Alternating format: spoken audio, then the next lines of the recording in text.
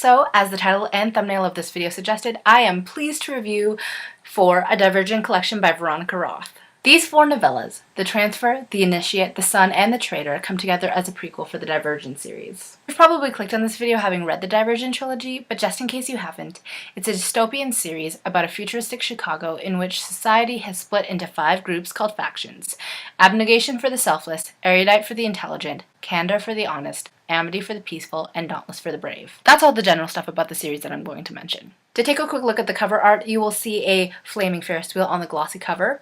But if you take off For's clothes, you see a beautiful Ferris wheel stamped onto the real cover. All of the short stories are told from the perspective of For, the main love interest in the series. We meet him on the day of his own aptitude test, and he is very different from the For we know from Divergent. He is haunted by his abusive father and is desperate to break free from his faction and find a haven where he can finally define himself. The plot takes us from this point to just over halfway through Divergent. Veronica Roth's stories tie together so nicely, I felt like I was reading a full-length novel. She definitely defines For's voice more clearly than she did in Allegiant, where she got lots of complaints that it was hard to differentiate his voice from Triss's. I personally fell in love with For during Divergent, but then got kind of frustrated with him during Insurgent and Allegiant.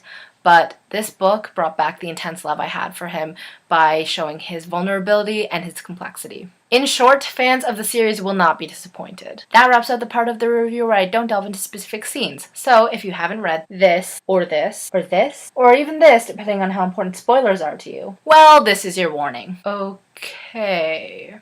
So now I can call For Tobias Eden, and I can jump into some specific details. I really love to read about how certain events played out for Tobias, like how Marcus tried to protect him from his aptitude test so it wouldn't reveal his divergence. I really liked how his dauntless initiation differed slightly from Triss's because it proves that Eric's rule really affected the faction. I loved getting to know Amar, Zeke, and Shauna, all of whom are interesting, likable, and quite funny at times. It was also very nice to see why exactly Tobias hates Eric. Not only is Eric a snobby asshole, as we already knew, but he is also very responsible for Amar's death, and he is Janine's puppet more so than I suspected. Veronica wrote the story so it actually seemed, to me at least, that Eric joined Dauntless just so he could be a bug for Erudite. It was also very interesting to read about Tobias' struggle to get used to everyday Dauntless life, because we don't really get that with Triss and the Revolution. I liked how his experiences seemed authentic yet pleasantly familiar because a lot of them paralleled with Triss's experiences. Tobias' scenes with Triss were very beautiful,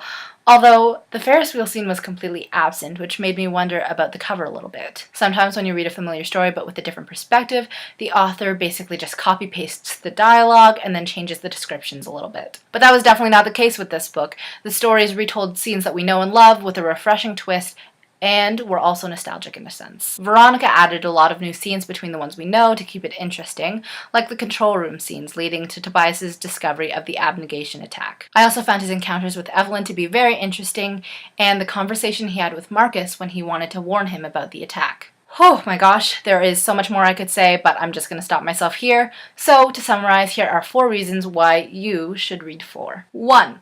For's amazing character development. 2. The book contains scenes that you've reread many times from Triss's point of view. 3. The book contains many scenes you'll want to reread from For's point of view. And 4. The book gives the opportunity for readers to be re-immersed in the absolutely awesome world Veronica Roth created. Well, I hope you've enjoyed my review.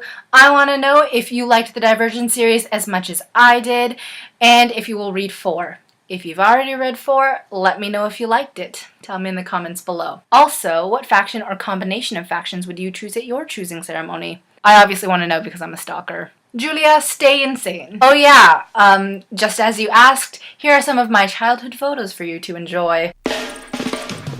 Every day when you're walking down the street, everybody that you meet has an original point of view. And I say, hey, what a wonderful kind of day. Yeah. I'm gonna be doing something that I'm probably gonna regret in about like 2 seconds.